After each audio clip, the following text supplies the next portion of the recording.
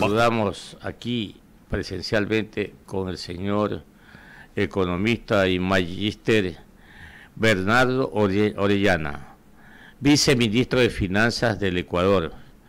Le agradecemos por estar aquí presente, economista, y ante un océano lleno de necesidades que tiene el país y ante los recursos escasos, ahí cabe el concepto básico de economía, ¿no? Cuando le preguntan, ¿y qué es economía? ¿Cuál es el concepto? Entonces el concepto de economía es una ciencia que estudia los recursos escasos o la escasez de los recursos y las necesidades ilimitadas. Tanto recuerdo ese concepto tan pequeño y que es el de bolsillo, que me parece que lo vi en un libro de el maestro Paul Samuelson, que usted también debe haberlo oído al maestro Samuelson en nuestros pininos. Es el preciso, como se dice, para aprender. Entonces, usted que está acá sentado viendo las pantallas ahora y viendo dónde hay dinero y no hay dinero, y siempre digo, hay la escasez del dinero en el Ecuador. Hay muchas quejas de todas partes. Y le dije hace poco a Johanna, todas se las, como dicen aquí en Guayaquil, todas se las están montando al Ministerio de Economía. Dice, no hay medicina, es porque Economía no ha dado el dinero. No le han pagado al León Becerra porque Economía no da el dinero. No han pagado a tal o cual persona, es que Economía no ha transferido el dinero. Realmente eso es lo que sucede. Bueno, buenos días. Buenos días, bienvenido. No creo que esa sea la verdad en realidad. Yo creo que hay que evaluarle al trabajo que se ha hecho desde el lado económico como un trabajo de las bases, ¿no? Es decir, hemos tenido que poner un poco unos cimientos sólidos en donde se puede sostener toda la economía. Y con tres cosas básicas, ¿no? Uh-huh. La primera, como decía el presidente en su discurso, le recuperamos a la economía. Y voy a comentar un poco más adelante, le recuperamos con respecto a la macro y la micro. La segunda parte creo que es súper importante, le pudimos también ajustar en la parte fiscal. Eso nos permite que podamos inyectar recursos donde se necesita, igual le vamos a comentar un poco más adelante. Y la tercera es, hemos bajado significativamente los costos de la deuda. Entonces, digamos, tiene una economía que tiene una base sólida para que, digamos, el sector público y el sector privado puedan ir funcionando mejor. Un Estado que está listo para ir inyectando y que está inyectando recursos y de alguna forma financiada, una economía que está financiada. Esa ha sido un poco la estrategia que hemos tenido. Entonces, a ver, una consulta ahí porque conozco un poco. Cuando usted me dice, hemos ordenado las cuentas fiscales, ¿será que los municipios, los consejos provinciales ya se ordenaron? Porque eso es un desorden.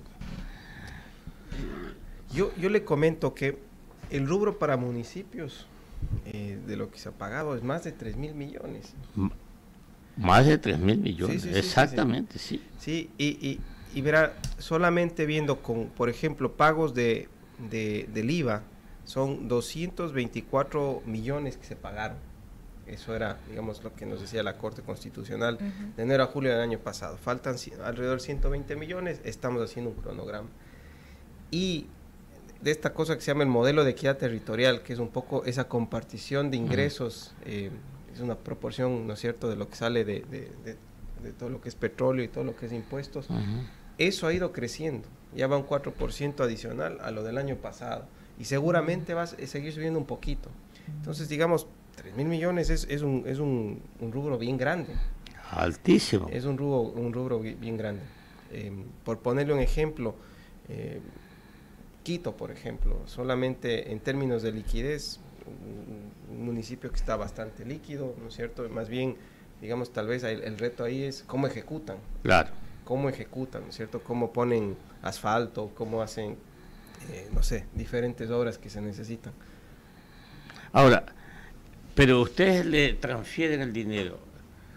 ¿Están cumpliendo ellos con la contraparte, que es en qué gastaron el dinero, cómo lo gastaron, lo que se denomina la contabilidad gubernamental?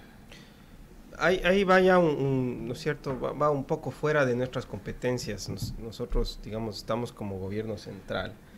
Importante ahí pensar que venimos de una economía, ¿no es cierto?, con el golpe del COVID, que no solamente nos complicó en la parte fiscal, pero digamos en general, digamos, toda la economía estaba mal, ¿no?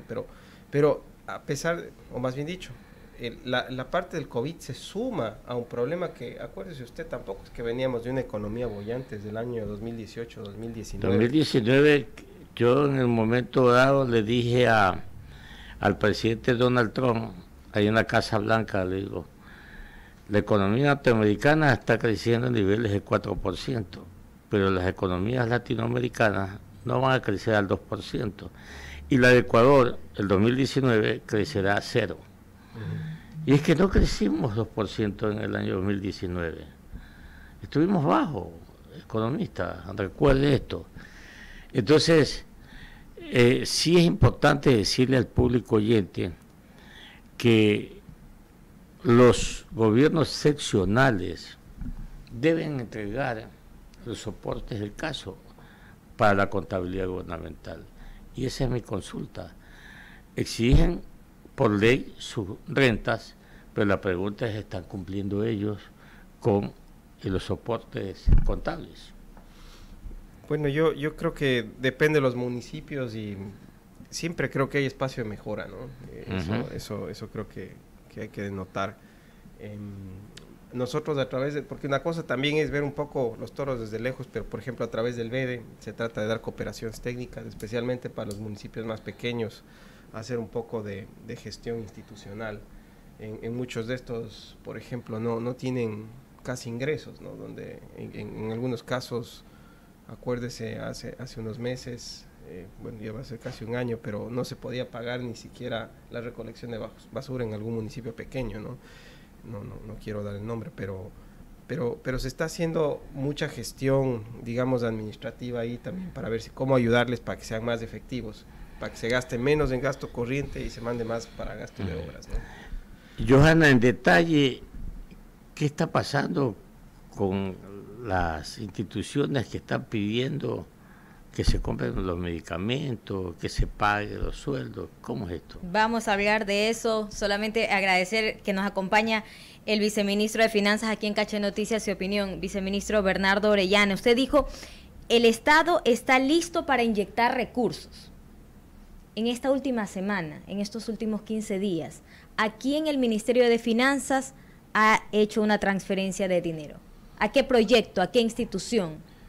Bueno, todos los días se hacen transferencias a todo lado, sí.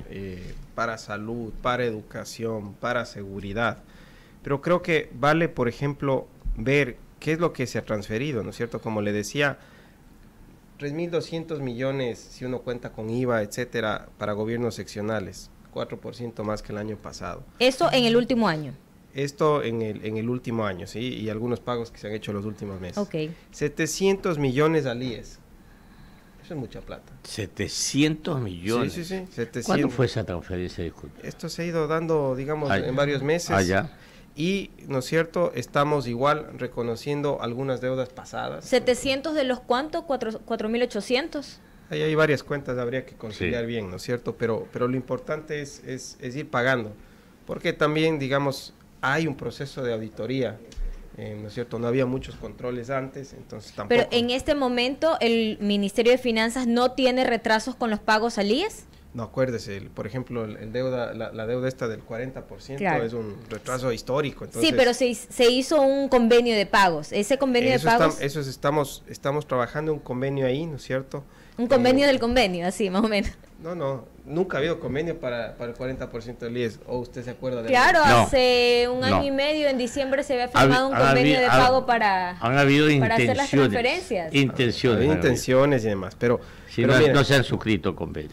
Entonces estamos viendo cómo reconocer ese 40%. Hay deudas también de derivaciones de salud, también se está trabajando en auditorías. Para proveedores privados, mire, se transfirió $300 millones. Eso ya está hecho. ¿Cuánto era el monto de los proveedores privados pendientes? Más o menos. Si yo le digo, y siempre le preguntamos al subsecretario del Tesoro, ¿qué tenemos atrasado con privados? Y es virtualmente casi nada. Ah, sí, qué bueno. Entonces siempre vamos, digamos, despachando qué bueno, con priorizaciones, ¿no es cierto? Siempre la parte de salud un poco más delicada y demás, pero en general estamos bastante al día ahí. Se transfirió, lo último que se transfirió para Guayaquil, 11 millones, para infraestructura, por ejemplo, estamos con un plan de inversiones de 1.900 millones, se aumentó 161 millones solamente para las carreteras que estaban aproblemadas por... ahora por esta temporada. El presidente dijo cuánto que va a ocuparse. 5.200 millones 400 para las carreteras. Para las carreteras dañadas por la etapa invernal. Solamente una precisión, fue el 23 de octubre de 2020 que el gobierno firmó un convenio de pago con el IES por $1.527 millones. Claro, fue el gobierno anterior, pero los pagos se tenían que hacer incluso ahora. Por eso le preguntaba si estaban al día. Yo lo único que digo es cómo puede uno tener un convenio de pagos cuando recibe un déficit de más del 7%, ¿no? O sea, eso quiere decir que usted, sus gastos, ¿no es cierto?, con relación a sus ingresos, había un hueco de 7.000 millones, o más de 7.000 millones. Claro, y el gobierno actual ha dicho, ¿no?, que la frase que ha utilizado, ha puesto la casa en orden, ha mejorado las finanzas, pero mucha gente se cuestiona, analistas económicos, bueno, ya, incluso el gobierno dijo, este año es el año de inversión, entonces queremos ver dónde va a estar esa inversión, una obra principal que se venga ya en las próximas semanas. El presidente va a ir anunciando, pero póngase a comparar el dato de inversión que tiene usted ahora, el presupuesto son 1.900 millones versus el año anterior, quitando todos los sueldos, todos los bonos, que era gasto corriente, digamos, el gasto de inversión, por decirlo, el verdadero, hemos subido un 20%. Pero mire, nosotros no solamente necesitamos ver a qué pasa en el sector público, veamos qué pasa en el sector privado. La gente dice, oigan, la macro está bien y la micro está mal. Tremendo error. 2/3 de la economía ecuatoriana es consumo. Y acá tengo algunos gráficos, ¿no? Pero por ejemplo, el consumo está a los mejores niveles históricos. Yo lo dije hace unos días, dijimos. Mire, las ventas empresariales están creciendo entre un 15 y un 20%, después de haber rebotado más del 60% en digamos, los meses de rebote. Déjeme interrumpirle, las ventas las superamos las del 2018. Sí. Comercio, récord. Manufactura, récord. Agricultura, récord. Minas, récord. Y ahora uno puede decir, ¿cómo conciliamos esas dos cosas? Cuando uno habla de consumo, lo que está hablando es de la economía de las familias. Y si uno habla de las ventas, está hablando que las empresas están bien. Entonces, un poco, ¿qué nos da de resultado? El empleo está creciendo. Y el empleo formal está creciendo a un buen ritmo. El empleo formal está creciendo sobre el 3.5%. Empleo puro y duro, ¿no es cierto?, que se afilia. Si usted junta todo el empleo, que también la economía por naturaleza es muy informal, el empleo sigue creciendo. Pero como digo, agarramos una economía que estaba en soletas, no solamente por el COVID, pero veníamos con una economía lenta, complicada. Entonces es entendible que la gente todavía sienta, diga, bueno, ¿y cómo rebota? Pero digamos, Roma no se hace en pocos meses, ¿no? Así es. Pero se confirma este asunto de que las ventas han tenido cifras récord solo con las recaudaciones del SRI. Ahí está la comprobación. El IVA fue el que más se ha recaudado incluso. El IVA, por ejemplo, es un espejo de lo que pasa en el consumo. Correcto. Entonces, más allá de verle como recaudación, lo que uno debe ver es cómo está la actividad. Otros datos, por ejemplo, crédito, creciendo sobre el 15%, y va a todo lado, microcrédito, crecimiento cercano al 30%, crédito de consumo, 20%, crédito productivo, entre el 15 y 20%. Entonces, digamos, ¿eso qué le está diciendo? Eso está llegando a los hogares, ¿no es cierto?, que se quieren comprar una casa, un carro, a las empresas que necesitan para capital de trabajo, que necesitan para poner, digamos, nuevas líneas de producción, etcétera. Entonces, yo creo que ha faltado tal vez ver eso desde el lado de los analistas, y creo que viéndole los números seriamente, ¿no es cierto?, yéndose a los datos del Banco Central, es innegable que la microeconomía ha sido la que jala la macroeconomía. Viceministro, el Finanzas ya le pasó al IES el dinero que se había ofrecido para saldar la deuda que tiene con Solca, una institución que semanas atrás dijo no podía seguir atendiendo a los pacientes derivados del IES porque no había con qué hacerlo. A ver, tenemos todo un plan de pagos, ¿no? Porque hay algunas derivaciones, ¿no es cierto?, que salen tanto del Ministerio de Salud Pública como tal vez algunas cosas externas al IES. Entonces, digamos, eso se va viendo poco a poco, pero como le digo... Y que era hasta el 21 de mayo, pues. No sé, esa fecha que pasó. Ahí estamos, o sea, con Solca, con, por ejemplo, también Junta de Beneficencia, siempre estamos, digamos, son cosas que estén en altísima prioridad y se van atendiendo. No tengo los datos exactos para decir si ha transferido tanto, pero Por ejemplo, yo ayer hablé con un alto funcionario del IES para preguntarle, ¿no?, los dineros de Leo Becerra, que son apenas 6 millones de dólares, pero 7 meses no le han pagado a los empleados.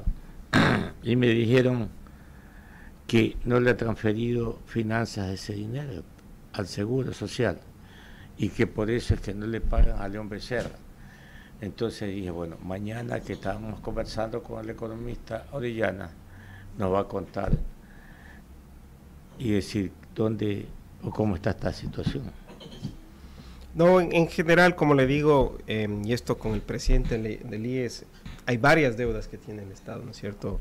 Deuda por pensiones, por transferencias de salud y por cualquier otra cosa que tal vez en rubros menores, pero digamos son deudas de larga data. Entonces lo importante es ir haciendo un esquema de pagos, pero no firmarse, no ponerse, digamos, para la foto, ¿no es cierto?, como se mostraba, sino en realidad... Pero eso pasó hace una semana recién. Hacer un acuerdo y ir haciendo las transferencias. Viceministro, y aquí le puede decir a los pacientes de Solca que Finanzas va a hacer los desembolsos y va a pagar a tiempo para que las atenciones continúen. Se puede comprometer a eso. Nosotros estamos comprometidos con todo el sector de la salud, completamente.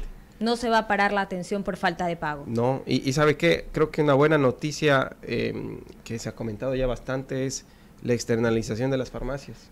Eso creo que va a ayudar muchísimo, por ejemplo, a ese malestar que ha habido con toda la parte, digamos, de las Pero bueno, medicinas. eso todavía no hay fecha, pues. No, eso están ya saliendo pilotos, ¿no es cierto?, en los siguientes meses, y eso hace un cambio radical, porque dos cosas grandes ahí.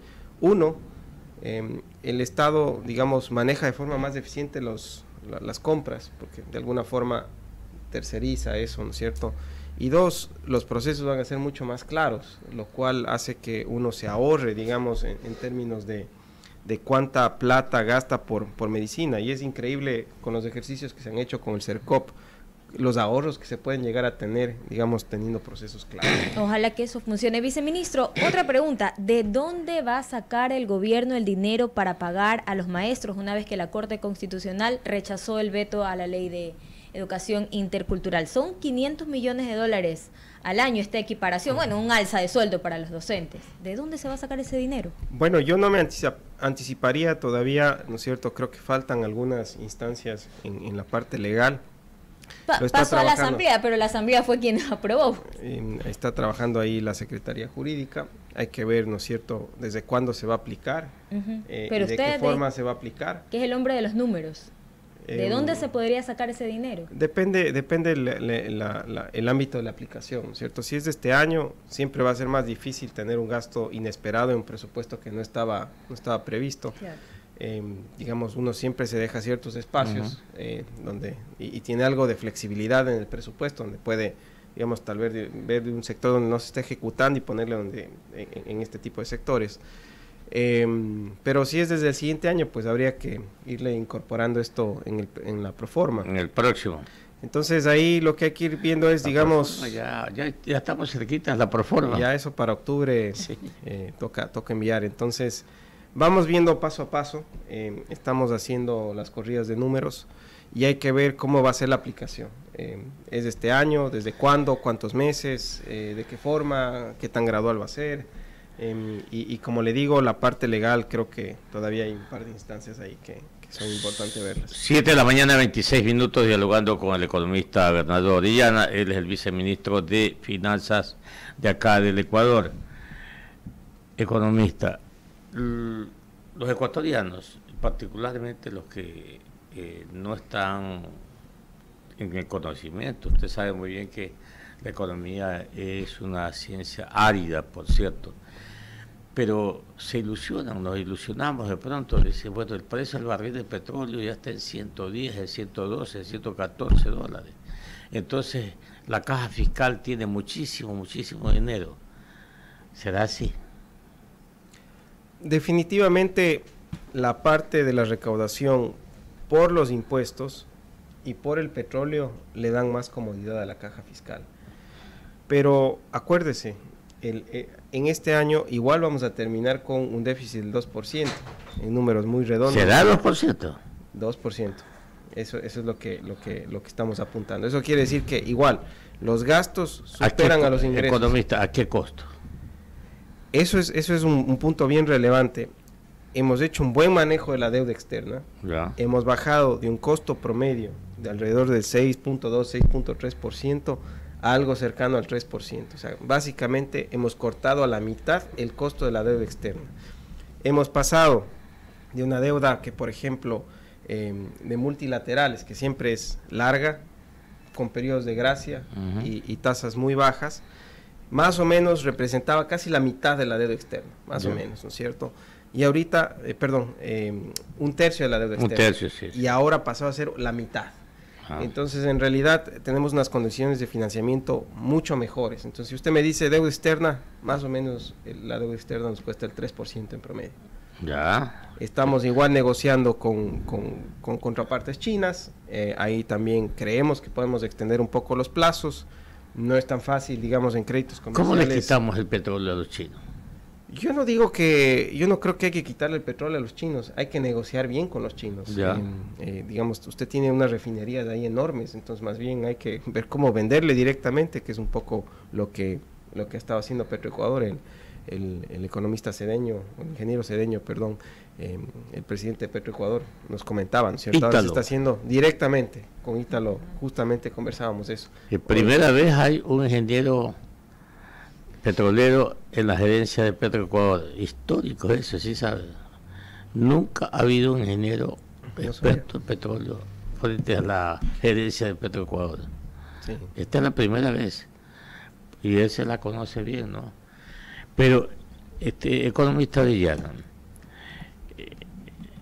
hay un buen sector de los agentes económicos. Dicen, bueno, ¿y por qué el gobierno del señor Lasso no ha puesto dinero en la inversión pública, que es la que genera empleo también?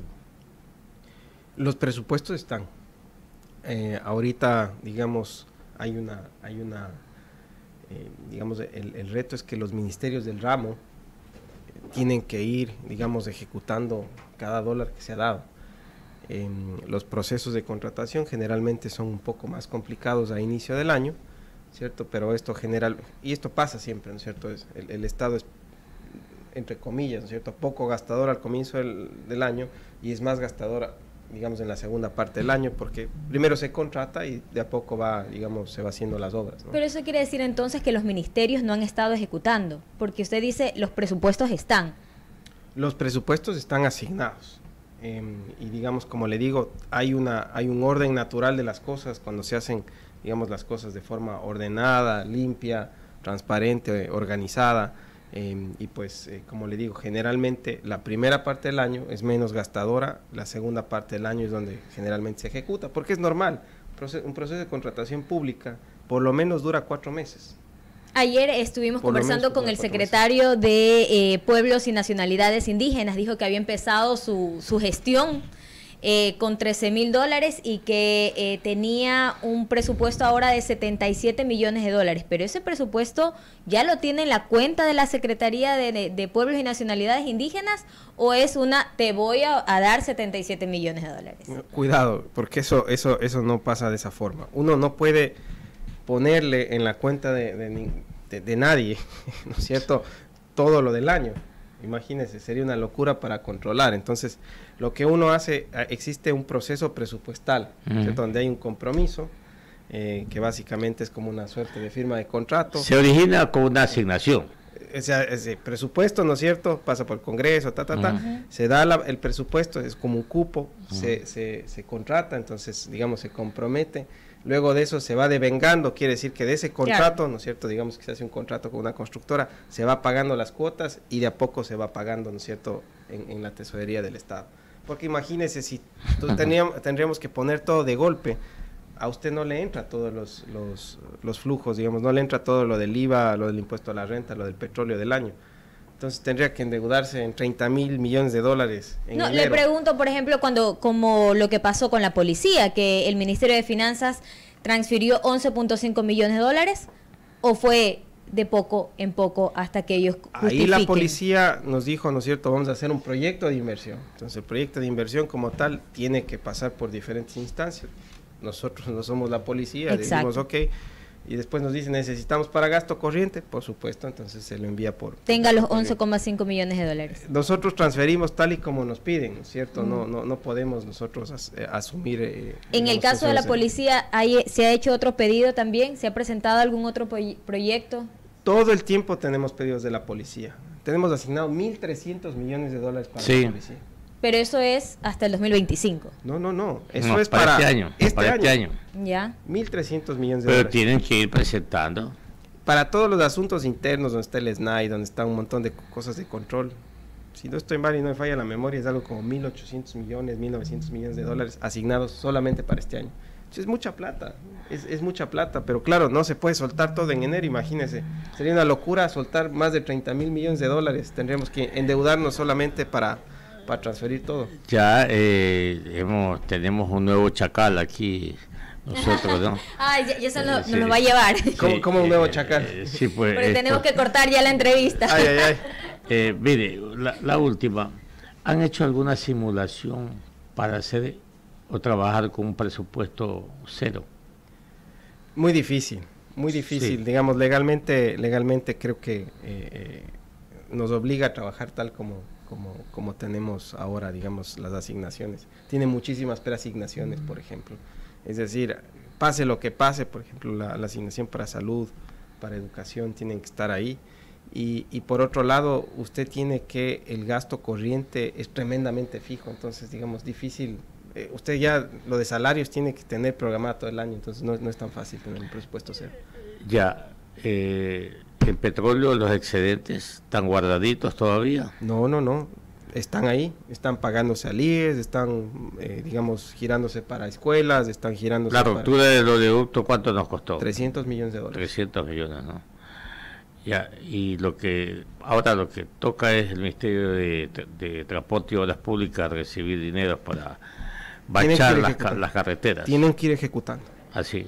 Tienen que ir ejecutando. Ayer estuvimos en Cuenca, se anunció el plan vial, y creo que ahí tienen, por ejemplo, un cronograma de inauguraciones, eso es importante, ¿no? Y estamos poniéndole todas las balas a esos esfuerzos. Bueno, economista, nos vamos, le agradecemos por estar con nosotros. Muchas gracias. Realmente a usted le toca la más dura. Todos los días lo ven con el signo de dólares. ¿Ah? Bueno, que así sea, que vengan las obras que se Sí, necesitan. Exactamente. Ya lo dijo usted, en el Estado está listo para inyectar recursos. 7 de la mañana con 35 minutos, nos vamos a la pausa. Ya volvemos. Muchísimas gracias. Muy bien, gracias también.